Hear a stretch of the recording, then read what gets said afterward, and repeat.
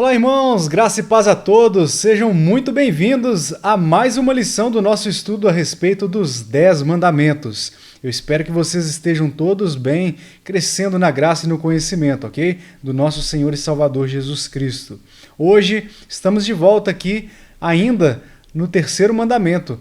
A gente vem de duas introduções ao terceiro mandamento e hoje eu espero começar com vocês falando um pouco a respeito de alguns pecados contra este mandamento.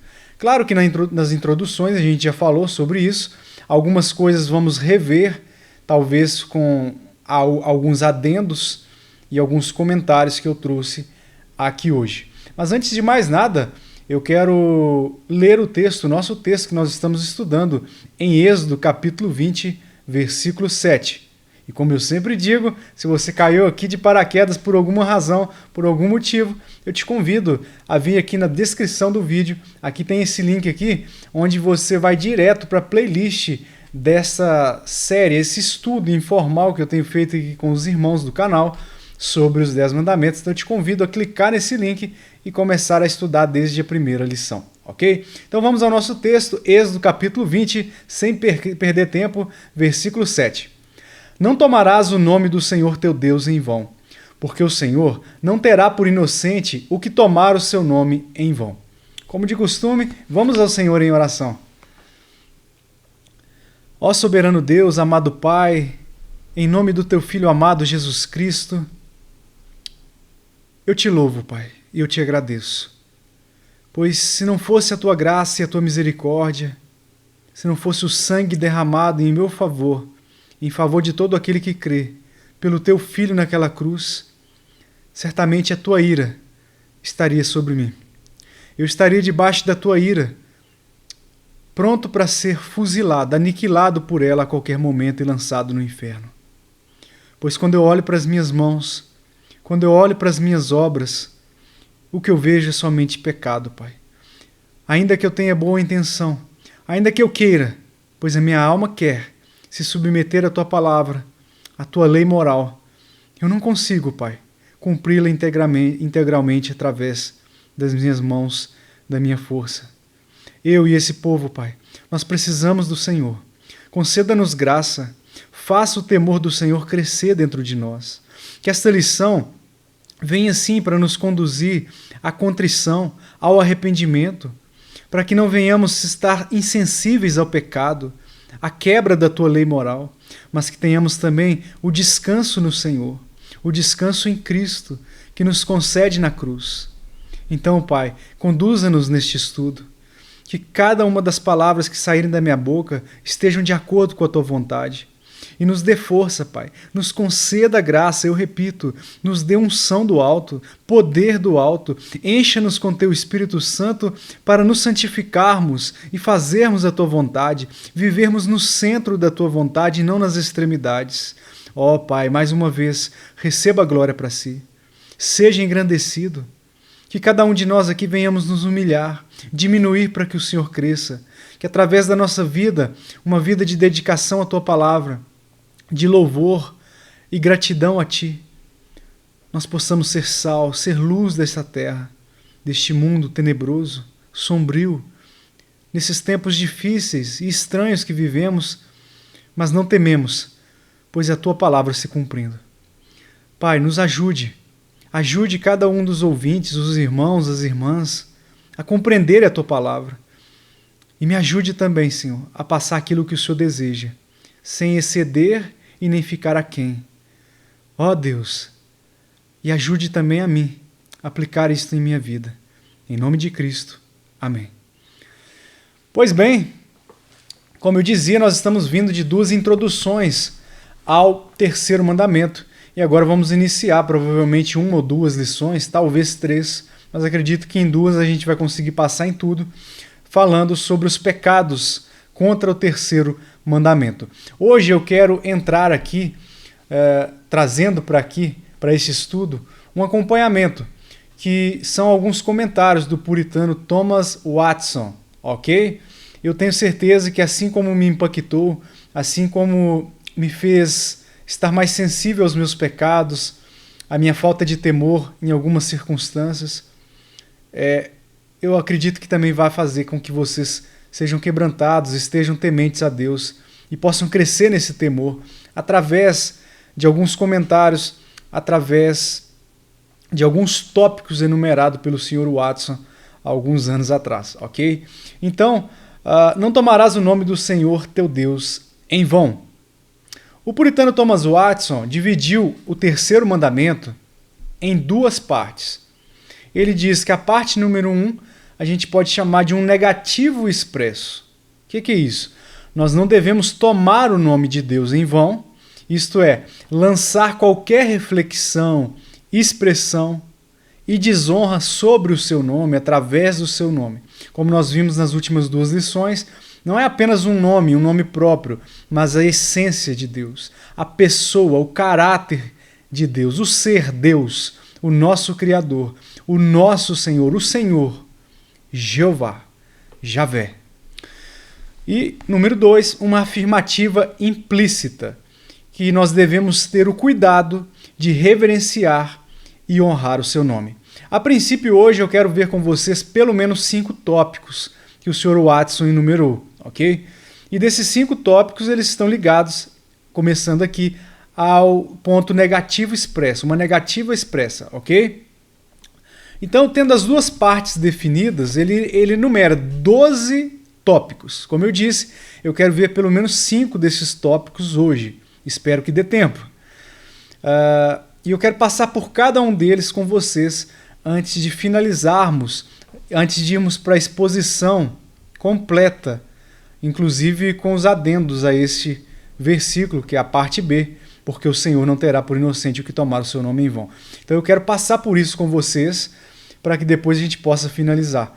E sobre o negativo expresso, nós já vimos, como eu disse agora há pouco, algumas dessas expressões negativas expressas nesse versículo nas últimas duas lições. Mas, como eu disse, vamos citá-las novamente, não da mesma forma, mas da maneira que o Sr. Watson expõe aqui através do seu livro, da sua exposição, ok? E eu tenho certeza que há muito o que extrair da palavra de Deus, porque é como uma mina, onde você vai extraindo pepitas dela, como se fosse uma mina sem fim, infindável. Então a gente vai conseguir sim extrair mais coisas daqui, ok?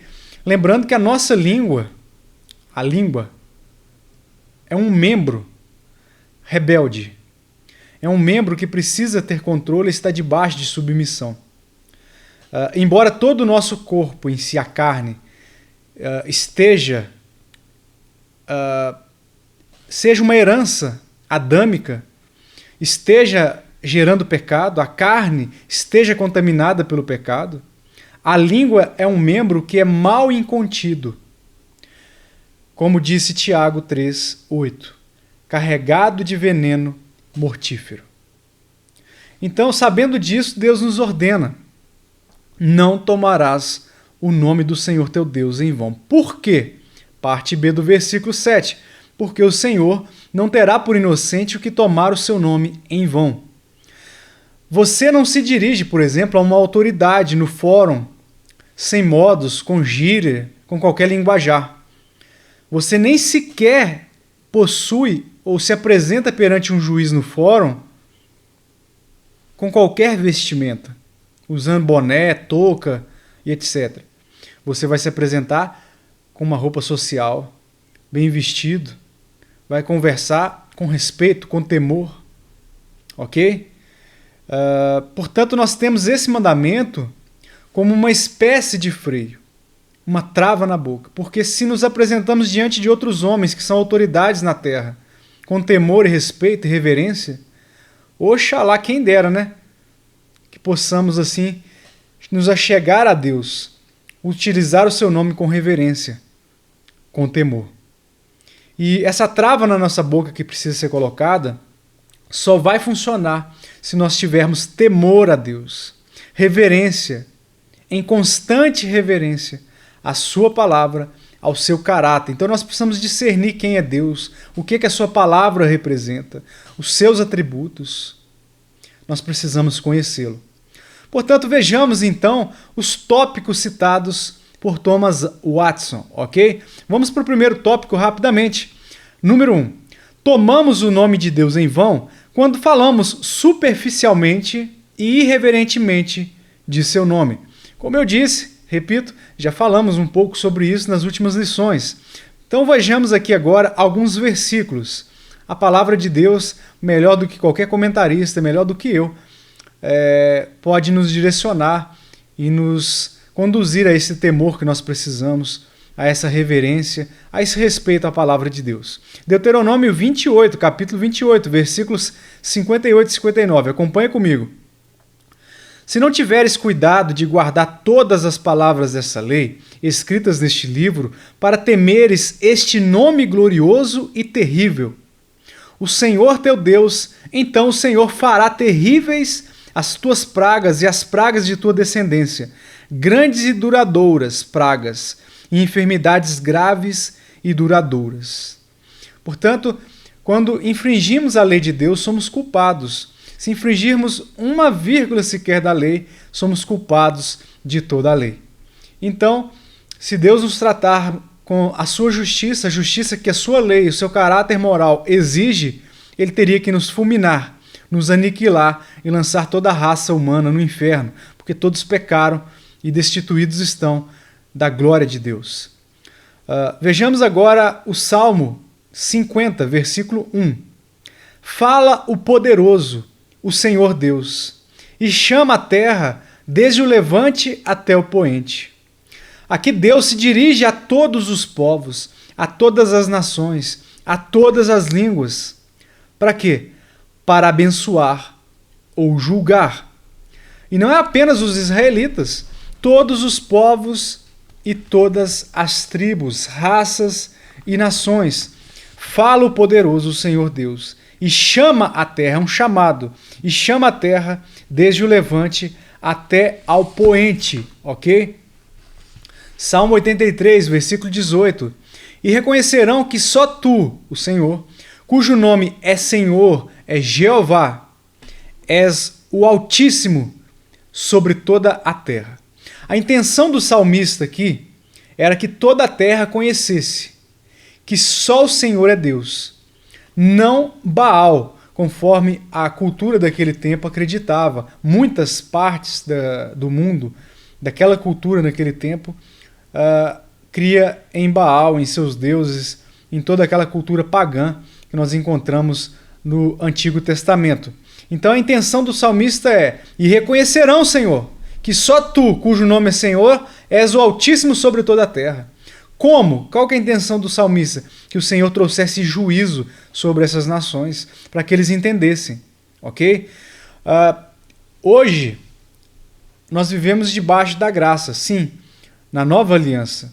Todavia, no dia da ira vindoura, que se aproxima, a passos largos, todos saberão que só há um Senhor, e todos se dobrarão perante os seus pés e confessarão o seu nome, por reverência, temor e amor, ou por força, por violência, serão quebrantados. A palavra de Deus diz que aquele que endurecer a sua cerviz ao ouvir a repreensão e não se curvar diante de Deus, haverá o dia que chegará que essa pessoa será quebrantada, ou seja, ela vai se curvar à força e não haverá mais cura para ela. Os discípulos, quando se referiram a Jesus no caminho de Emaús, santificaram o seu nome. Qual que é a primeira petição da oração do Pai Nosso? Santificado seja o teu nome. E aqueles discípulos, em Lucas 24:19, dizem o que aconteceu. Eles estavam explicando o que tinha acontecido, estavam na estrada de Emaús, estavam explicando para Jesus o que tinha acontecido, eles estavam conversando, e eles dizem com reverência, com temor, olha como eles estão santificando o nome do Senhor. O que aconteceu a Jesus, o Nazareno, que era varão profeta, poderoso em obras e palavras, diante de Deus e de todo o povo. Santificando a pessoa de Deus, a pessoa de Jesus, o Filho de Deus. O Sr. Watson escreveu, abro aspas, fale de Deus com a santa reverência que é devida à majestade infinita do céu. Quando falamos levianamente de Deus ou de suas obras, ele interpreta isso como um ato de desprezo, tomando o seu nome em vão. Então, quando a gente fala o nome de Deus de qualquer forma, conforme vamos ver agora mesmo adiante, ou até mesmo de suas obras, sem temor, sem reverência, com incredulidade, o próprio Deus, ao ouvir isso, pois ele sonda os nossos corações, ele nos conhece, ele interpreta isso como um ato de desprezo. Tipo, sabe quando você faz um comentário superficial, simplista, sobre qualquer assunto, sem se aprofundar, sem ter o conhecimento devido, ou até o respeito devido, quando você se precipita em palavras, julga precipitadamente, assim o Senhor enxerga que você está o tratando as suas obras, o seu nome com desprezo. Ou seja, está ferindo o terceiro mandamento, está tomando o nome de Deus em vão. Segundo tópico do Sr. Watson. Tomamos o nome de Deus em vão quando professamos o seu nome. Nos intitulamos cristãos, ou seja, cristão é imitador de Cristo. Então, nós nos intitulamos imitadores de Cristo quando o confessamos publicamente, ok? Na sociedade, na vizinhança, no trabalho, na faculdade, na igreja, nós estamos nos intitulando cristãos, estamos fazendo uma profissão de fé, ou seja, cristão, imitadores de Cristo. Então ele continua, mas não vivemos de acordo com ele. Não vivemos de acordo com o que professamos. Portanto, nós tomamos o seu nome em vão. Vou ler novamente, porque eu interrompi para explicar. Tomamos o nome de Deus em vão quando professamos o seu nome, mas não vivemos de acordo com ele. Não vivemos de acordo com o que professamos. Portanto, nós tomamos o seu nome em vão. Tito, capítulo 1, versículo 16, Paulo diz o seguinte: no tocante a Deus, professam conhecê-lo. Entretanto, o negam por suas obras. É por isso que são abomináveis, desobedientes e reprovados para toda boa obra. Aqui, além de condenar a falsa doutrina dos falsos mestres, os falsos profetas, Paulo também condenou as ações deles. Não só a doutrina equivocada, errada, mas as ações, o estilo de vida, ok? Que desmentia, obviamente, explicitava que eles não eram o que eles diziam que eram. Representantes de Deus, a nação escolhida de Deus. A doutrina e as ações, a doutrina que nós professamos e as nossas ações precisam estar em concordância. Então, quando o incrédulo ou até os outros irmãos olham para a nossa vida, a doutrina precisa estar em concordância com as Escrituras, com uma hermenêutica saudável, ok? E essa profissão de fé bíblica precisa estar em sintonia com as nossas ações, em concordância com elas. Então não adianta ter uma boa doutrina e não ter as ações concernentes a tal doutrina, porque eu vou ser um hipócrita. Um hipócrita. Como também não adianta nós termos boas ações, se for possível, né? Se não carregarmos conosco a sã doutrina. Como a gente vê muitas religiões que fazem boas obras, praticam boas obras, mas não trazem consigo a sã doutrina. Ok? Então precisa haver uma sintonia de sã doutrina com a profissão daquela sã doutrina no nosso estilo de vida, com temor, com respeito, com reverência, não só a Deus, mas principalmente uns para com os outros. Porque se não amamos quem nós vemos, ou seja, uns aos outros, o nosso próximo, se não amamos o nosso próximo que nós vemos, como iremos amar Deus a quem não vemos, que é um Deus invisível? Então fica aí essa observação. Então não adianta ter boa doutrina e não ter ações concernentes a tal doutrina, como não adianta ter boas ações e não ter a doutrina. O Sr. Watson comentou: quando a profissão de fé e a vida dos homens são contrárias uma à outra, quando debaixo da máscara da profissão eles mentem e enganam e são impuros, ou seja, não são santos, eles fazem uso do nome de Deus para abusar dele. Por exemplo, se autopromover, e tomam o nome de Deus em vão. Ah, não, eu vou me autopromover, querem aplausos, então eu vou moldar o cristianismo aos moldes que o mundo vai me aplaudir. Então eu estou tomando o nome de Deus em vão. A minha intenção é a minha autopromoção, muitas vezes a minha autopreservação, então eu vou adequar a doutrina, eu vou adequar as escrituras, o próprio Cristo, que as escrituras, o seu nome representa ele, o seu caráter, a sua pessoa, o próprio Deus. Eu vou adequar ao mundo para o mundo me aplaudir, para o mundo me aceitar, para que eu possa prosperar financeiramente, para que eu tenha sucesso neste mundo. Algo que é antagônico à doutrina, à fé cristã. Porque o mundo é claramente hostil à fé cristã, a verdadeira doutrina, a verdadeira fé cristã nunca será amiga do mundo. Será inimiga. O mundo se levantará com hostilidade contra a verdadeira doutrina. E eu até digo que é um termômetro. Se nós não estamos sendo perseguidos pelo mundo, por falsos pregadores, se eles não estão nos caluniando, nos atacando, ainda que não fisicamente, mas com palavras, com mentiras, nós temos que repensar nossa conversão, porque não é normal. O normal é o que a última bem-aventurança ensina, sermos perseguidos por causa do nome de Cristo. Não provocar a perseguição, ok? Insultando e etc. Não, mas essa perseguição ocorre naturalmente, porque as pessoas, ao não quererem se curvar à verdade, sejam pessoas que estão na mentira religiosa ou no pecado mundano, na carne, mortos, eles vão se levantar contra nós para defenderem aquilo que eles acreditam, para defenderem aquilo que eles vivem, aquele estilo de vida mentiroso, carnal, hipócrita, fariseu.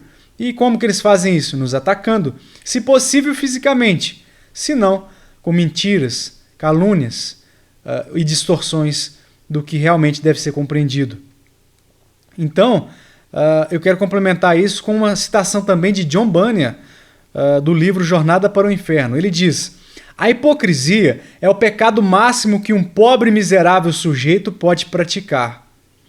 E mais adiante ele diz: toda forma de mentira e de fingimento é horrível, ok? Qualquer hipocrisia é horrível, mas fazer de Deus e da religião um pretexto, com isso ocultando dos olhos de outros os enganosos propósitos visados, é provocar gravemente a majestade divina. Mateus 23, 27. Ai de vós, escribas e fariseus hipócritas, porque sois semelhantes aos sepulcros caiados que por fora se mostram belos, mas interiormente estão cheios de ossos de mortos e de toda a imundícia. Esse comentário do John Bunyan é muito interessante e eu vou lê-lo novamente.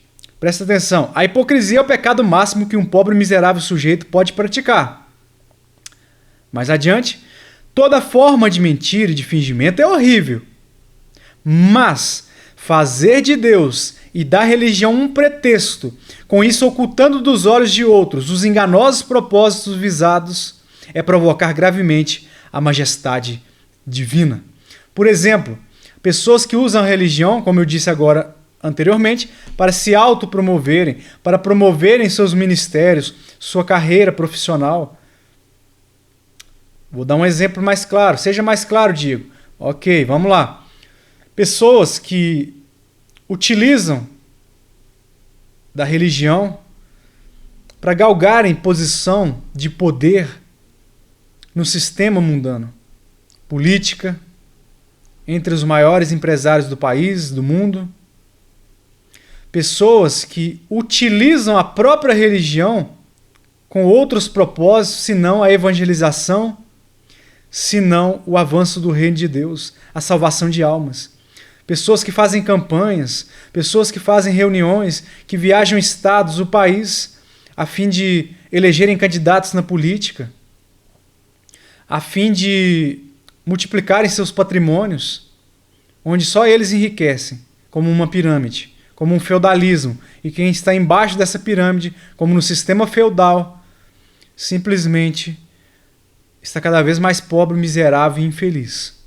Pois é assim que essas pessoas, ainda que elas digam que não, é assim que elas vivem, é assim que elas são.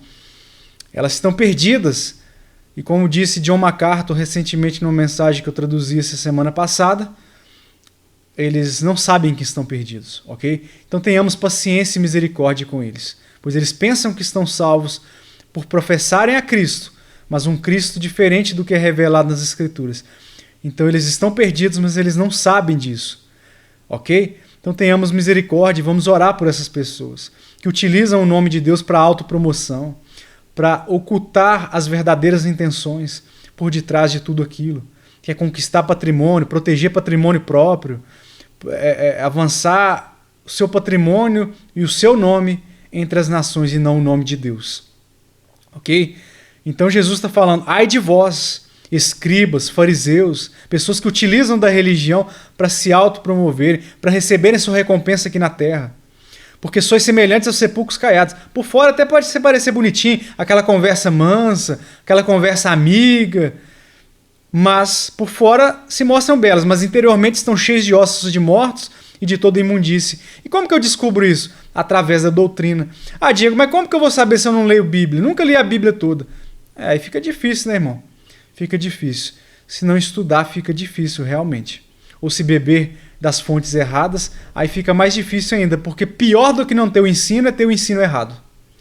Romanos 2:24, Paulo diz, pois como está escrito, o nome de Deus é blasfemado entre os gentios por vossa causa.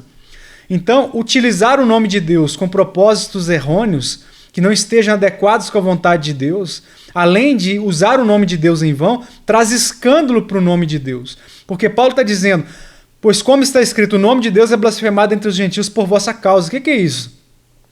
Quando os pagãos enxergavam os judeus, que professavam ser o povo de Deus, dando escândalos, mau testemunho e fazendo aquilo que os próprios judeus acusavam os gentios de fazerem, uma vida pecadora, avarenta, promíscua, de impureza sexual, etc. Isso fazia os gentios falar mal de Deus e odiar a verdadeira religião por causa deles, dos fariseus, dos falsos religiosos. Hoje você fala com um ímpio, por exemplo, sobre cristianismo, sobre fé, sobre a Bíblia, as pessoas estão com aversão ao cristianismo. Embora eu disse agora há pouco que o mundo é antagônico, é hostil à fé cristã, mas o primeiro contato já é generalizado. Se eu me intitulo um cristão, por exemplo, numa universidade federal, aí, por exemplo, ou até particular, ou numa empresa bem secular, onde há pensamentos que não condizem muito com a vontade de Deus, pessoas que vivem no pecado deliberado, só de eu manifestar que eu sou cristão, independente, eles não vão avaliar a minha vida, eles vão me julgar segundo o falso testemunho daqueles falsos cristãos que utilizam o cristianismo, o nome de Deus, de forma vã, na política, com moralismo, atacando estas classes com moralismo, com preconceito e com tudo que Jesus não ensinou. Ok? Então, quando você diz assim num lugar desse, eu sou cristão, logo eles te associam, generalizam, logo te associam com os coronéis da fé, esses que estão sempre na mídia, dando escândalo, escandalizando o nome de Deus, aqueles que são pegos em pecados deliberados, adultério, divórcio, mentira, rolo com dinheiro, rolo com política, e fala mal disso, fala isso, ataca esse, ataca o outro, e briga, e vai pra mídia, vai pro YouTube, e xinga, e dá tapa na mesa, e aquela loucura. E aí põe no púlpito o candidato falando que está pedindo oração, mas está pedindo no fundo voto para ele. Isso tudo traz escândalo aos olhos dos ímpios, dos incrédulos, que não têm discernimento. E Paulo está falando, por causa de vós, fariseus, hipócritas, o nome de Deus está sendo blasfemado na boca dessa gente, dos perdidos, dos gentios. Ok? Então, basicamente, é isso que acontece quando nós tomamos o nome de Deus em vão e professamos o seu nome e não vivemos de acordo com isso. Estamos tomando o nome de Deus em vão, estamos trazendo escândalo para o nome de Deus. Não é só a consequência sobre mim, sobre o juízo sobre mim, mas traz consequência ao próprio nome de Deus, ao caráter de Deus. As pessoas enxergam Cristo como uma pessoa que ele não é, uma pessoa preconceituosa, uma pessoa avarenta, amante do dinheiro, que só pensa em si próprio, que não pensa na necessidade do próximo, daquele que está padecendo, daquele que está sofrendo. Isso não é evangelho, irmãos. Isso não é evangelho, isso são seitas, feudalismo moderno. Feudalismo moderno. Sem perda de tempo, vamos para o terceiro tópico do Sr. Watson. Tomamos o nome de Deus em vão, quando usamos o seu nome em conversas ociosas. Falamos sobre isso, se não me engano, na última lição, rapidamente. Esse nome, o nome de Deus, a pessoa de Deus, não deve ser falado a não ser com santo temor em nossos corações. Como assim? Por exemplo, quando nós usamos o nome de Deus sem estarmos pensando nele, com reverência, com temor, sabe, jogar palavras ao vento, sabe quando você vai falando palavra? Uma conversa que você está falando, por exemplo, você usa o nome de Deus, mas você nem sabe, nem liga o nome à pessoa de Deus. Quando nós fazemos isso, fazemos sem temor, fazemos sem reverência, não estamos pensando em Deus. Portanto, estamos tomando o seu nome em vão. Por exemplo, Deus, como eu disse lá na lição, há 2 lições atrás, que os americanos mesmo têm na sua cultura o costume de não falar "Oh my God", que seria "Oh meu Deus", mas eles usam termos, por exemplo, como "Oh my gosh", "Oh my goodness". Para quê? Para não utilizar o nome de Deus em vão em conversas ociosas. Então você está lá, por exemplo, narrando uma luta de MMA, um jogo de futebol americano, enfim. Você vai ficar usando o nome de Deus, "Oh meu Deus", não. "Oh my goodness", "Oh my gosh". Então eles estão evitando usar o nome de Deus em vão. É uma cultura herdada dos americanos, dos seus pais que fundaram aquele país. Ok? Então, quando você usa o nome de Deus numa conversa frívola, ociosa, como vimos já em outras lições, só estou repassando, seguindo o ensino do Sr. Watson, nós estamos tomando esse nome, invocando esse nome, invocando a presença de Deus em vão. E com propícios, irmãos, nós estamos a cair nesse erro no nosso cotidiano, não é mesmo? Então nós temos que ter muito cuidado, guardar os nossos lábios, pedir ajuda ao Espírito Santo para guardarmos os nossos lábios, para que o Senhor coloque temor no nosso coração, que estejamos sensíveis à Tua voz, à Tua palavra, sensíveis ao pecado de uma forma geral, a coisas que ferem a lei moral de Deus. Não que venhamos conseguir fazer isso perfeitamente, não, mas por gratidão por aquilo que Cristo fez por nós, por queremos ser mais parecidos com Ele. Vamos nos esforçar e guardar os nossos lábios de utilizar esse nome, invocar essa presença de forma vã. Então, ou seja, nós quebramos esse mandamento a todo instante, com palavras vãs, com conversas frívolas. Há muitas pessoas que usam o nome de Deus em suas bocas, seja religiosamente ou no cotidiano. Pessoas que nem sabem o que é Deus, mas usam esse nome, mas que o coração delas está sendo habitado pelo diabo e os seus demônios. Isso é muito sério, irmãos. Eu quero rapidamente passar por o exemplo de Nadab e Abiú, lá em Levítico 10, 1, 2. Nadab e Abiú, filhos de Arão, tomaram cada um o seu incensário e puseram neles fogo, e sobre este incenso, e trouxeram fogo estranho perante a face do Senhor, o que lhes não ordenara. Fizeram o que não era ordenado ao sacerdote fazer. Então saiu fogo de diante do Senhor e os consumiu, e morreram perante o Senhor. A Bíblia de Genebra diz: o mesmo fogo divino que havia indicado a aprovação de Arão e de seus filhos, no capítulo anterior, versículo 24, como sacerdotes, tragou aqueles que profanaram o seu altar. Utilizaram o seu nome em vão, fazendo o que era vão perante o altar de Deus. Então o mesmo Deus que abençoa também traz juízo para aqueles que não temem a sua palavra, ok? Eu não vou entrar muito nesse assunto e te passar o contexto da história de Nadab e Abiú por causa do tempo, mas você pode estudar lá em Levítico capítulo 10, ok? Como eles deveriam proceder. No livro de Levítico você vai encontrar no capítulo 9, Deus falando como eles deveriam proceder naquele ritual, e etc. Eles fizeram de uma maneira, tirar o fogo de onde não deveria tirar, ou seja, oferecer fogo estranho a Deus, e Deus os fulminou ali mesmo. Aí talvez você possa argumentar: Diego, mas hoje não cai fogo do céu então? Então Deus é mentiroso?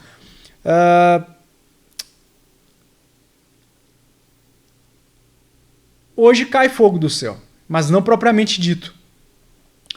O comentário continua: Sob a nova aliança, a ira divina contra o pecado que provocou a morte de Cristo arderá contra aqueles que rejeitam esse sacrifício e que, mesmo assim, procuram se aproximar de Deus em sua condição de pecadores. Hoje nós estamos vivendo um tempo da graça, onde Deus está sentado num trono de misericórdia e graça.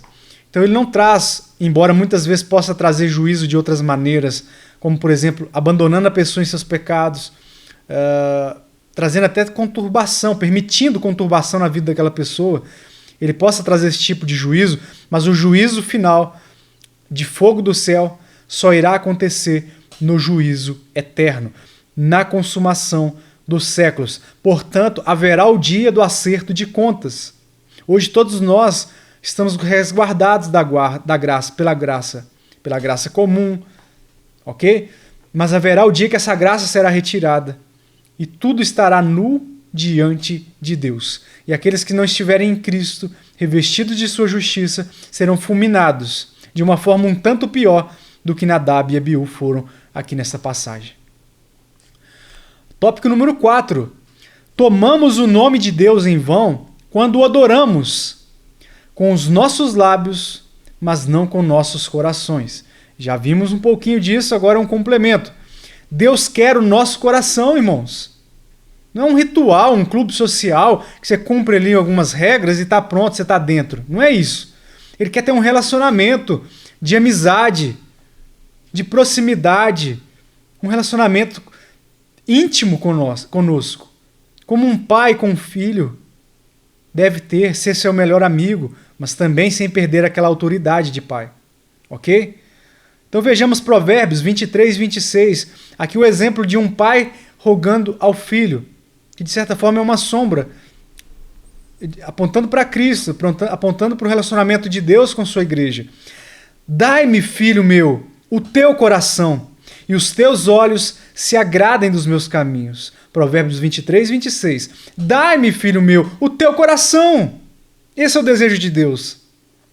O coração que representa todo o nosso ser, nosso intelecto, a nossa vida, o nosso ser, os nossos anseios, as nossas prioridades. Dai-me, filho meu, o teu coração, a tua vida. A tua vida, isso é tão tremendo. É como se Deus estivesse clamando: vinde a mim, entregue-se a mim, se entregue a mim, todo o seu ser. E a única maneira de resistirmos aos assédios e seduções do mundo, os encantos da sereia, como dizem por aí, é tendo o nosso ser por completo guardado em Deus. Como Provérbios 4, 23 diz, para guardarmos o nosso coração, porque dele procedem as fontes da vida. Guardado em Deus. Portanto, uma profissão de fé vazia, hipócrita, da boca para fora, buscando a minha autopromoção, os meus interesses particulares, não apenas a evangelização e o avanço do reino. Uma profissão da boca para fora será vã, por melhor ator que uma pessoa possa ser. Não vai terminar bem. Eu posso te garantir. Por mais que tudo esteja funcionando para você hoje, tem dinheiro, tem casa, tem carro, não está doente, irmão, mas o dia do acerto de contas chegará e tudo ficará nu diante de Deus. Ok? Vamos ver aqui alguns comentários do Sr. Watson. Veja o que ele diz primeiramente. O coração é a principal coisa na religião. Ele atrai a vontade e as afeições após ele, como o primeiro movido, ou seja, a esfera mais externa do modelo geocêntrico do universo. Atrai as outras orbes para junto dele. O coração é o incenso que perfuma as nossas coisas sagradas ou santas. O coração é o altar que santifica a oferta. Quando parecemos adorar a Deus, mas afastamos o nosso coração dele, tomamos o seu nome em vão. Vejamos Mateus capítulo 15, versículo 8 e 9. Ah, Diego, já passamos por isso aí uma dúzia de vezes, e vamos passar mais uma dúzia se for preciso. Este povo honra-me com os lábios, disse Jesus, mas o seu coração está longe de mim, e em vão me adoram, ensinando doutrinas que são preceitos de homens. Seguindo o exemplo do profeta Isaías, que foi inspirado por Deus, Jesus condenou todo o tipo de devoção da boca para fora, toda hipocrisia. O Sr. Watson continua: os hipócritas tomam o nome de Deus em vão. Sua religião é uma mentira. Parecem honrar a Deus, mas não o amam. Só parece. É aquilo do exterior que a gente viu dos fariseus. Continua: seus corações vão atrás de suas luxúrias, seus caprichos, seus desejos, em sua totalidade pecaminosos. Alimentam-se do pecado do meu povo e da maldade dele tem desejo ardente. Oséias capítulo 4, versículo 8.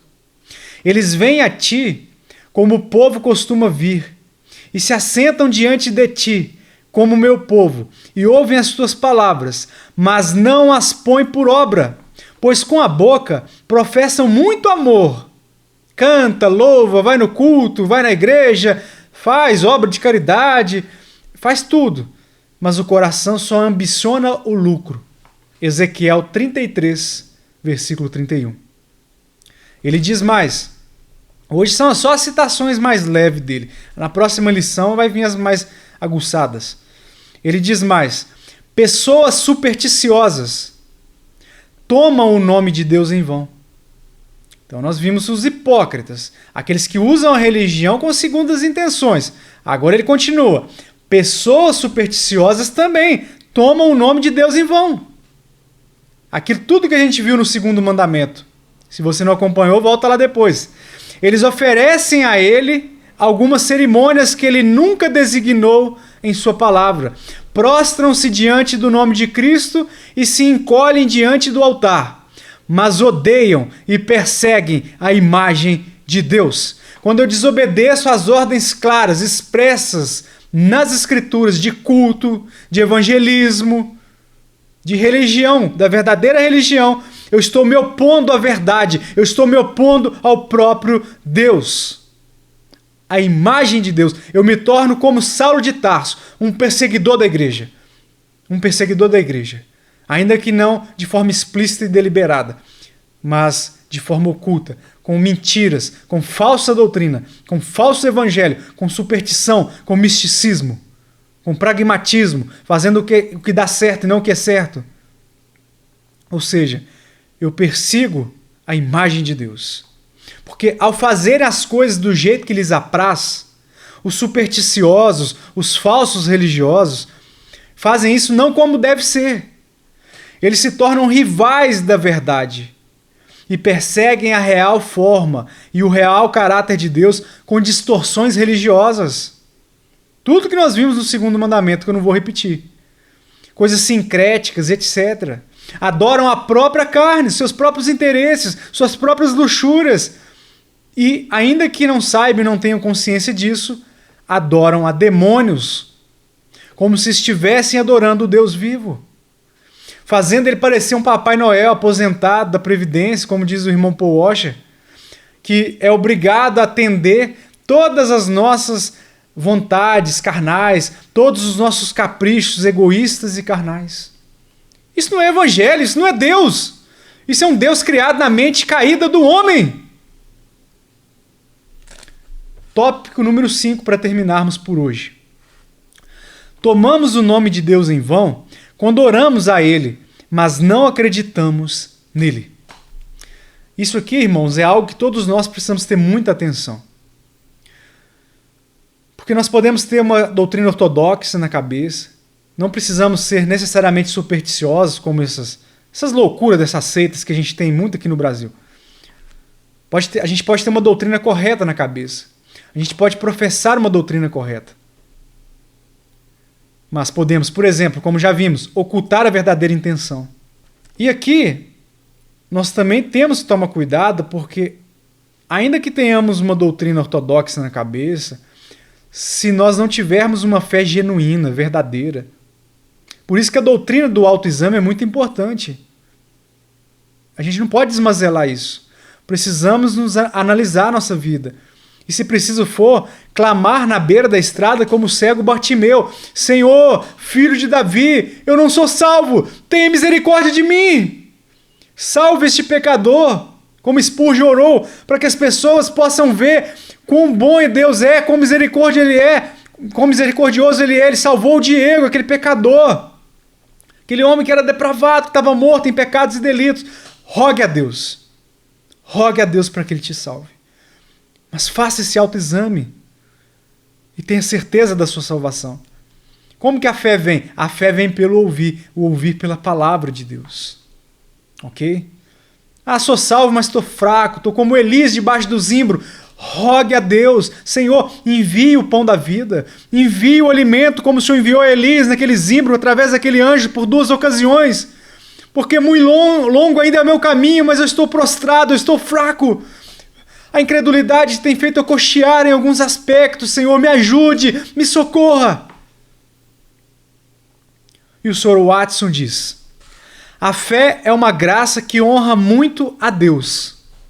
Abraão não duvidou, por incredulidade, da promessa de Deus, mas pela fé se fortaleceu dando glória a Deus. Romanos 4:20. Ele traz aqui o exemplo de Abraão, que foi citado por Paulo em Romanos, que foi justificado pela fé. Quando oramos a Deus, ele continua, quando oramos a Deus, mas não misturamos fé com a nossa oração, tomamos o seu nome em vão. Ou seja, aquela oração religiosa para cumprir um ritual, a oração do desencargo de consciência, já viu? Tudo isso sem fé. Por aparência, por que os outros estão pensando, se tem alguém olhando. Posso orar, diz alguém, ele diz aqui, ó. Posso orar, diz alguém, mas nunca serei melhor. Eu questiono se Deus sempre ouve ou responde a essas orações. Isso é desonrar a Deus e tomar o seu nome em vão. Sem fé é impossível agradarmos a Deus, irmãos. Impossível. Como eu cresço na fé? Através das Escrituras. Tendo uma vida de leitura sistemática de Gênesis e Apocalipse. Tendo uma vida de estudo bíblico, com bons livros e comentários teológicos saudáveis. Congregando entre irmãos maduros na fé, em igrejas bíblicas. Quando eu digo igrejas bíblicas, não é só igrejas que têm escola bíblica dominical, mas são igrejas que estão com a sua confissão de fé a mais próxima possível da verdade. É através dos meios da graça. Então, quando nós negligenciamos esses meios de graça, nos tornamos fracos, a incredulidade prevalece e pecamos, usamos o nome de Deus em vão. Isso é desonrar a Deus e torna o seu nome em vão. Faz dele, de Deus, um ídolo que tem ouvidos e não ouve, ou um mentiroso que promete misericórdia ao penitente, mas não cumpre a sua palavra. Aquele que não dá crédito a Deus o faz mentiroso. 1 João 5,10. O que é isso? Quando eu professo Deus, mas não tenho fé, eu estou... O quê? Eu não vou alcançar misericórdia na minha vida. Ou seja, eu estou fazendo com que Deus pareça ser mentiroso. Você entende? Ele continua. Quando o apóstolo diz, Romanos 10,14, como porém invocarão aquele em quem não creram? O significado é, como eles podem invocar a Deus corretamente e não acreditar nele? Entende? Mas quantos invocam aquele que não acreditam nele? Entende? Está invocando a Deus sem crer, da boca para fora.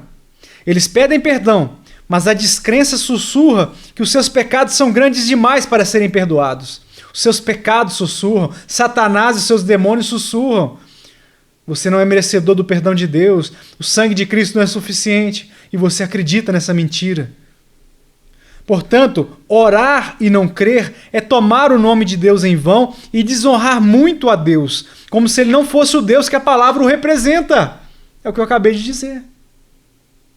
Quando você acredita nas mentiras impostas pelo seu pecado, impostas por Satanás, quando você escorrega, quando você cai, você não se levanta. Porque a incredulidade, a descrença toma conta do seu coração. O sangue de Cristo é sem precedentes, irmãos.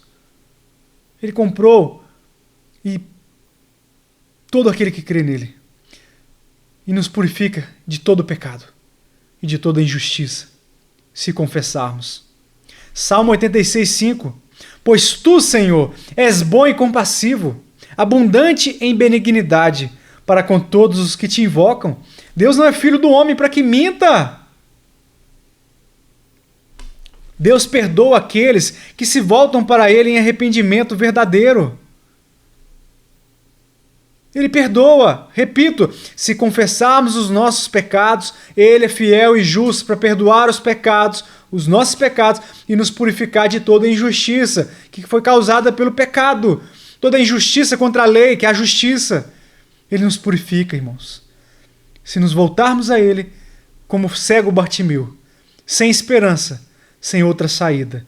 Senhor, filho de Davi, tem misericórdia de mim, tenha compaixão de mim, eu estou perdido, eu estou incrédulo, eu estou prostrado.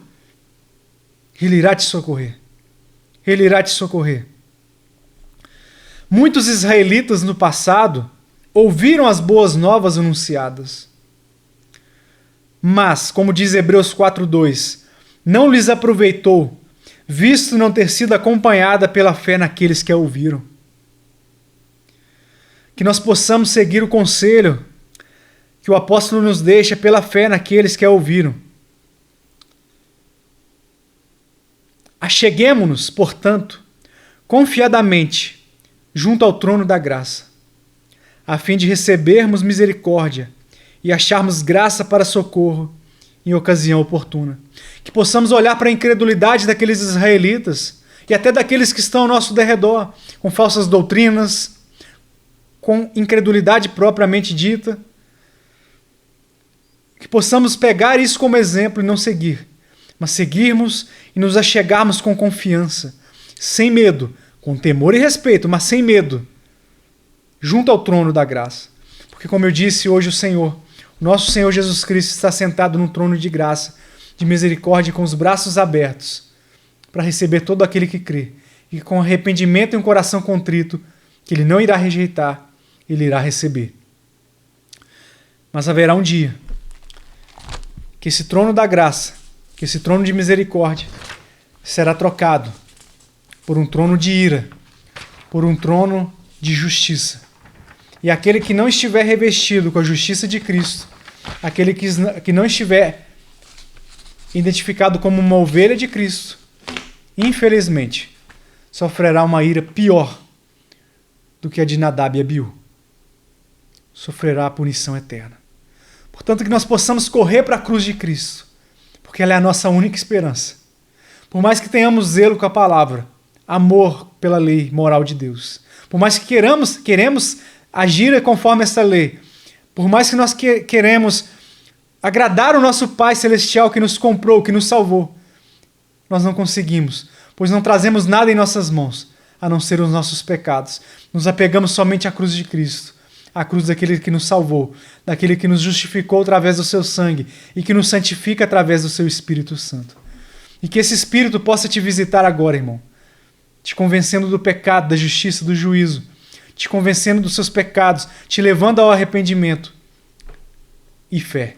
E que você possa prosseguir, crescendo no temor, na gratidão a Deus, não negligenciando os meios de graça, congregando entre irmãos, sentando-se à mesa, comendo do corpo, bebendo do sangue de Cristo, como Ele ordenou, que nós possamos crescer e possamos assim ver através da nossa vida, por mais humilde e simples que seja, o reino de Deus avançando.